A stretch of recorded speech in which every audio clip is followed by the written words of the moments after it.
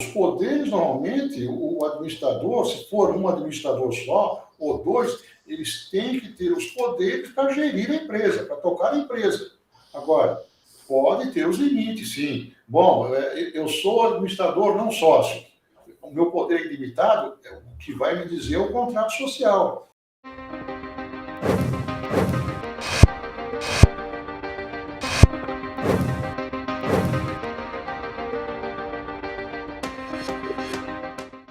Boa noite, contadores e contadoras. Meu nome é Bruno Braga e eu estou aqui mais uma noite reunido com meus amigos Breno e Irapuã Negreiros para um ato societários na prática. Hoje nós vamos falar de administração, são os poderes e o uso da firma ou denominação social. Boa noite, Breno e Irapuã. Boa noite, pessoal. Mais um prazer aqui estar com vocês. Hoje a gente vai falar de outro tema também, bem interessante. Continua com a gente aqui nessa live. Boa noite a todos, é sempre um prazer estar aqui conversando com vocês sobre os mais diversos assuntos dentro do campo de atos societários. E hoje vamos conversar um pouquinho sobre a questão da administração da sociedade e o uso da firma. Que o contador, no momento em que ele vai fazer a sua reunião com o seu cliente que está querendo constituir uma sociedade limitada, ele tem que ficar muito atento, né, às cláusulas contratuais. Obviamente que todos nós partimos de um modelo, né, que a gente acha que é um modelo básico. A própria junta comercial, né, as juntas comerciais, elas tentam empurrar os seus modelos que muitas vezes não são nenhum exemplo, né, digamos assim, de modelo. Não tem lá, não existe muito esmero na apresentação das cláusulas e tudo mais. Então, cabe a nós, contadores, buscarmos os modelos que a gente mais aceita, né, como válidos, como bons, mas nunca podemos usar aquele modelo estático, isso não muda nada, porque, na verdade, é assim, cada caso é um caso, cada empresa é uma empresa, cada empresa tem as suas particularidades. Uma empresa com 2 sócios tem uma dinâmica, uma empresa com 3 sócios tem outra dinâmica, uma empresa com 4 sócios tem outra dinâmica. Então, é preciso que o contador esteja atento para poder adequar as cláusulas do contrato social que ele vai usar, daquele modelo que ele tem, para as circunstâncias em que tem ali a empresa que ele vai constituir. Uma empresa com dois sócios, 3 sócios, 4 sócios, a atividade da empresa, o capital da empresa e tudo mais. Dentro desse contexto, vamos falar, então, sobre a questão de administração, né, da sociedade.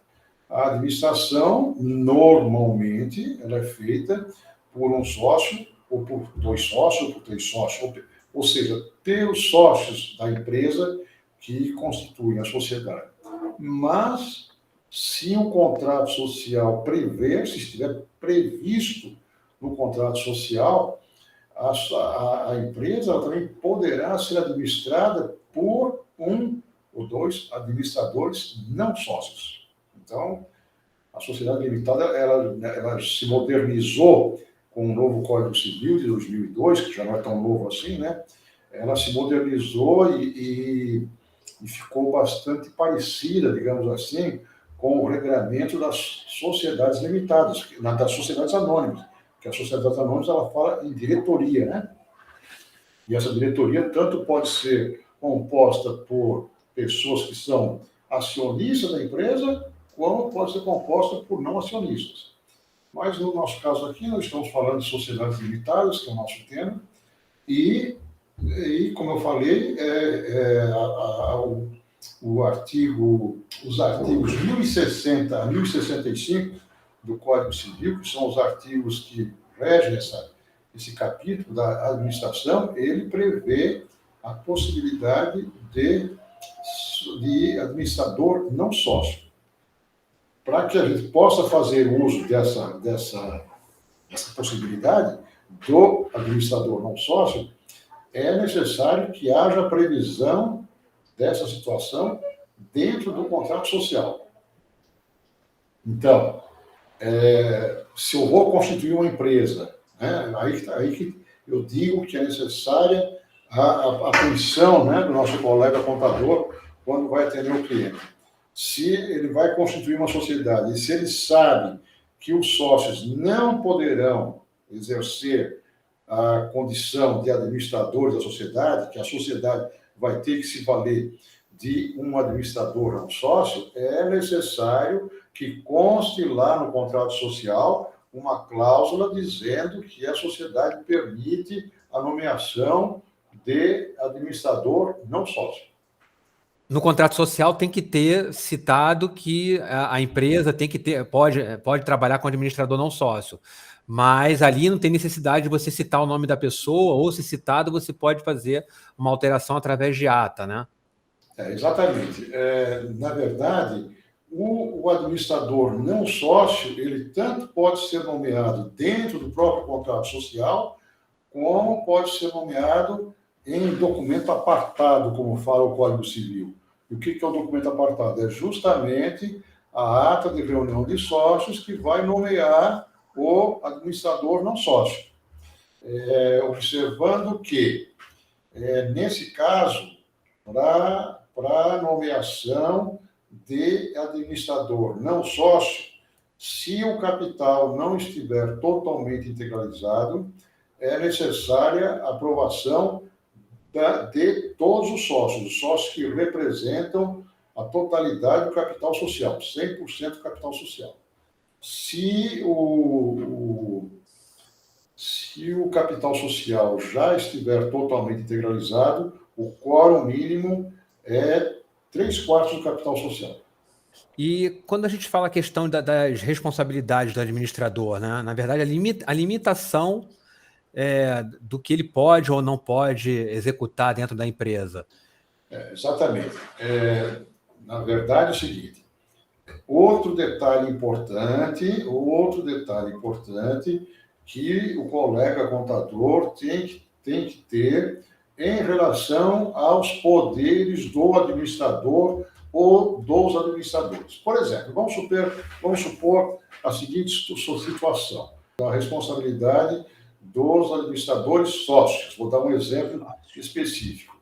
Numa sociedade, 50% para cada sócio, são 2 sócios, 50% para cada sócio. Então, diz lá no contrato social que a administração da sociedade será exercida por ambos os sócios indistintamente.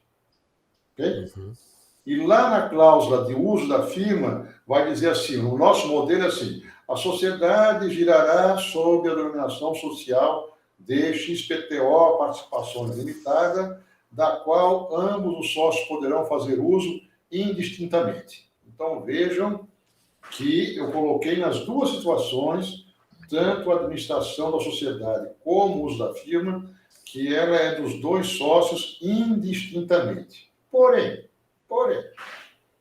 podemos limitar isso. Por exemplo, mesmo em sociedades de 50%, é muito comum a gente ver, e eu diria até que é incomum, que não tem essa cláusula da qual eu vou falar, que, por exemplo, para venda de bens do ativo imobilizado da empresa e para contrair financiamentos, empréstimos superior a X mil reais, hipoteticamente, será necessária a assinatura de ambos os sócios em conjunto e não separadamente. Por quê? Isso é bom, isso vem, inclusive, a corroborar com o que nós falamos na live passada sobre o acordo de sócios, né? Eles podem acordar que para vender um automóvel, vender um imóvel da empresa, vender uma sala comercial, qualquer coisa do ativo imobilizado, de valor, pode até estipular valor, que não vai constar em contrato social, vai constar no acordo de sócios, tá? Para não ficar poluindo muito o contrato social com muito detalhe. Mas a questão é essa, é limitar o poder do sócio. Senão, eu sou sócio do Breno, 50%, daqui a pouco eu invento que a empresa está precisando comprar uma sala própria, vou lá no banco, faço um financiamento, sem o Breno saber, e quando o Breno saber, o assunto já está feito. O sócio, entendeu? Quer dizer, vai gerar conflito, vai gerar confusão. Isso aí seria motivo até de uma dissolução de sociedade. O sócio que se sentiu prejudicado diz, não, eu não aceito isso, você transbordou os seus limites. Mas por quê? Porque não havia nada escrito. Aquela minha velha teoria de que nós, contadores, precisamos estar sempre um passo na frente, olhando os conflitos que poderão aparecer e, obviamente, arranjar soluções para evitar esses conflitos, ou dar um regramento para possíveis conflitos. Eu me recordo, já aconteceu umas 2 vezes, isso aí tem bastante tempo, que pelo motivo da falta dessa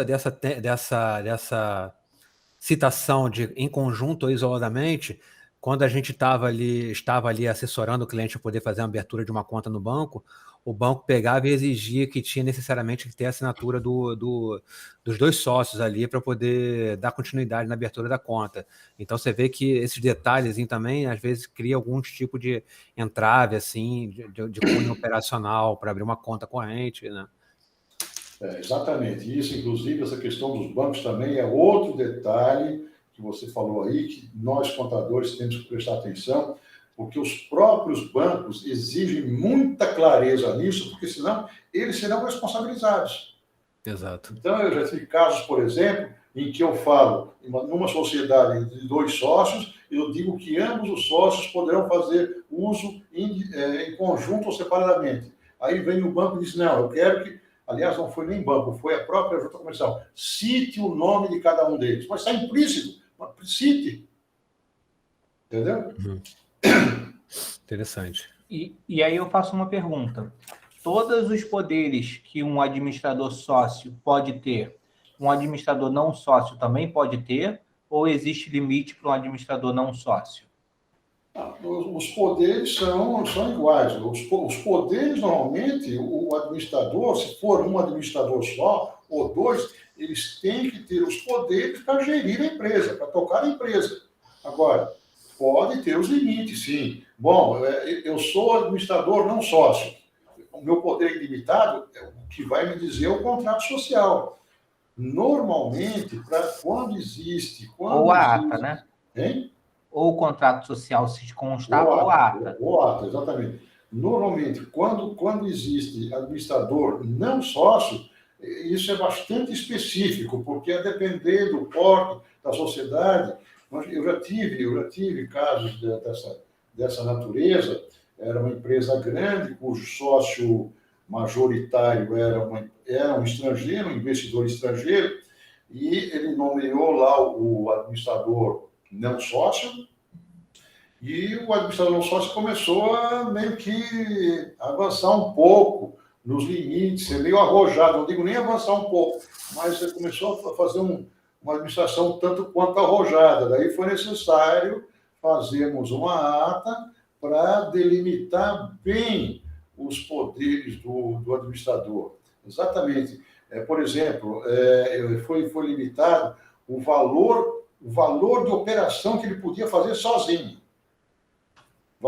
Ele podia fazer operações de até 25 mil reais sozinho. Qualquer operação que ultrapassasse o valor de 25 mil reais, ele tinha que buscar a autorização do sócio majoritário. E isso foi feito através de uma ata? Exatamente. Que é bem específico, né, essa citação aí, né? A ata é essa que precisa ser registrada na junta comercial para poder ter efeito contra terceiros. Bem entendido isso. Não existe a possibilidade de denominar um administrador não sócio por meio de procuração. Não, é sempre por ata, né? Não. Os únicos 2 instrumentos para nomear um procurador é contrato social ou a ata de reunião de sócios. A procuração é outra coisa. Eu, como sócio administrador, vou me ausentar da cidade durante algum tempo, tal, posso, eventualmente, outorgar uma procuração para alguém exercer meu cargo, desde que eu tenha a anuência do meu sócio. Porque, obviamente, que eu não vou nomear um procurador para ser meu substituto na administração da sociedade sem o meu sócio estar sabendo disso. Daqui a pouco chega lá o procurador lá, quem é você? Não é? Então, outra coisa, olha aí, mais um pontinho para se colocar lá no acordo de sócios. Né? Você vê como os assuntos se interligam, né? Da nossa live anterior para essa live de hoje. Então, só para deixar um pouco mais claro para a gente, em que momento que o proprietário, que seja um sócio administrador, ele pode utilizar a procuração como um instrumento ali de delegar poderes para alguém? Quando que isso é válido?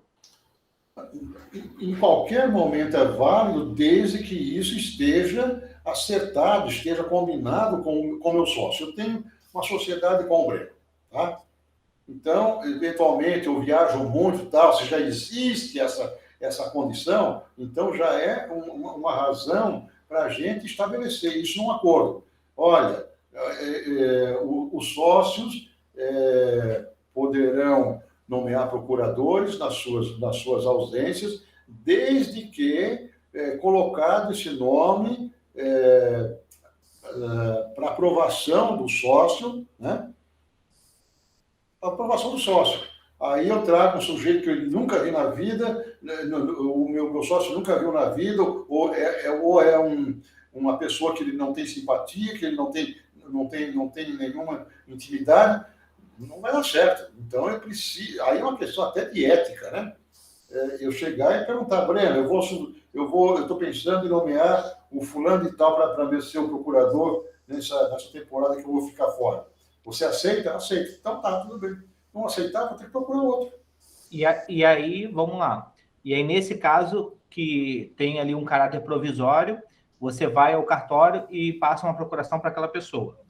E aí você não precisa fazer uma... Procuração por instrumento público, com certeza. Uma procuração por instrumento particular não leva a lugar nenhum, até porque os bancos só aceitam procuração por instrumento público e muito bem especificados quais são os poderes.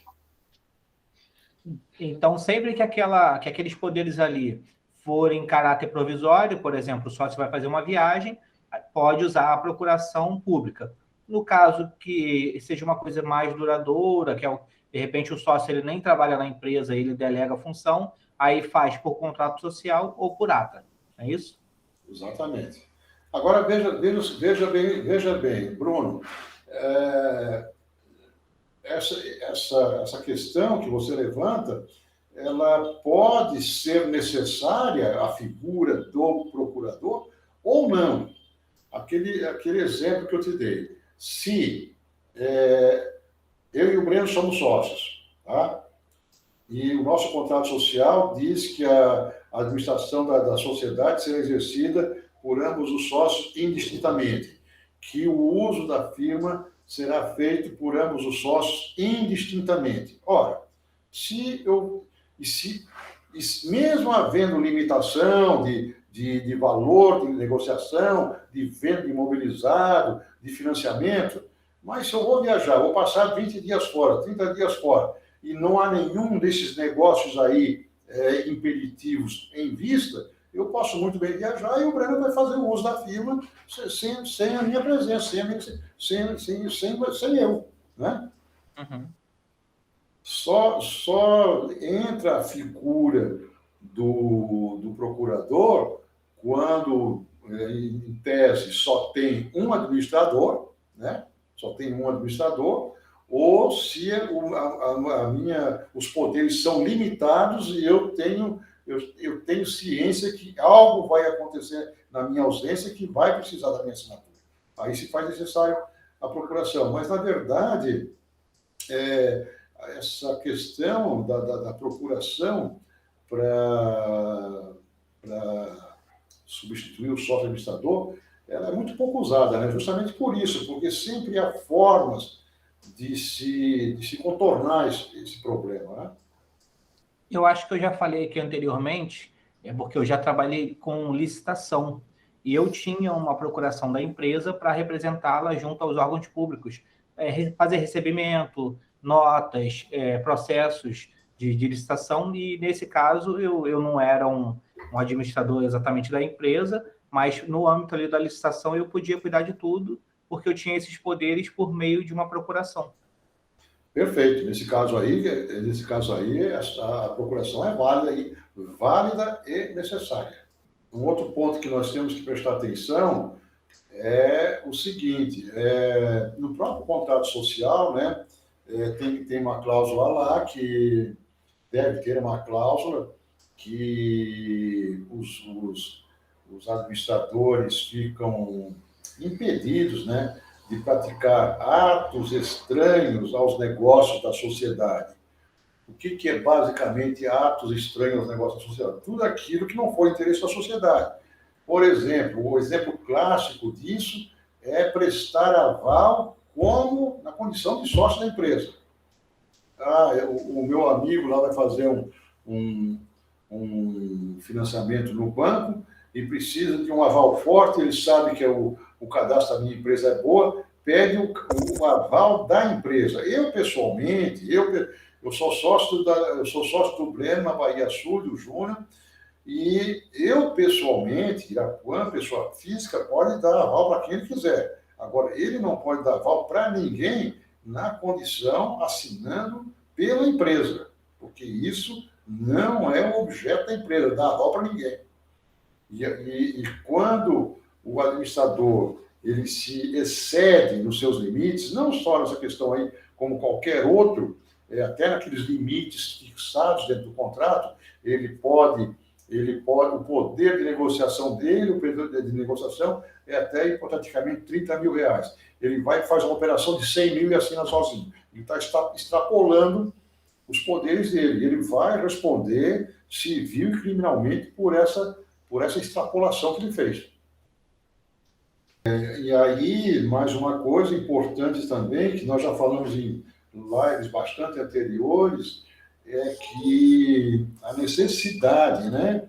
A necessidade não só dos administradores não sócios, como também dos administradores sócios fazerem a sua prestação de contas da sua administração anual para não ter problemas futuros com os demais sócios. Isso normalmente também é estabelecido no contrato social, que até o quarto mês seguinte ao encerramento do balanço, ou seja, até o dia 30 de abril de cada mês, de cada ano, os sócios administradores, os administradores, devem convocar a reunião de sócios para apresentar sua prestação de contas e buscar a aprovação dessas contas. Isso para a tranquilidade dele próprio e dos demais sócios, né? Bom, como a gente sempre diz, né, os especialistas estão sempre prontos a responder aí as dúvidas de quem nos assiste, e esse foi mais um Atos Societários na Prática. Não esqueça de seguir a gente e se inscrever no nosso canal. Obrigado e boa noite, meus amigos. Boa noite, pessoal. Obrigado mais uma vez pela audiência e continue acompanhando a gente nas redes sociais.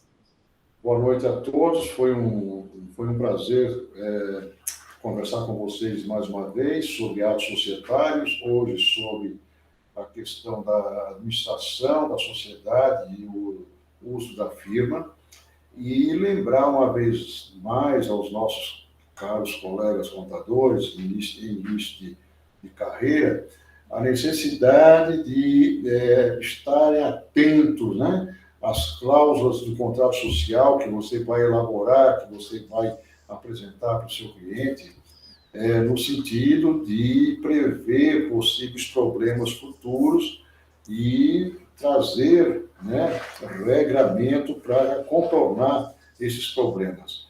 Essas particularidades são muito importantes porque vai mostrar ao seu cliente que você, primeiro, conhece a matéria, segundo, está preocupado com o negócio que ele está fazendo, quer que tudo saia certo, né?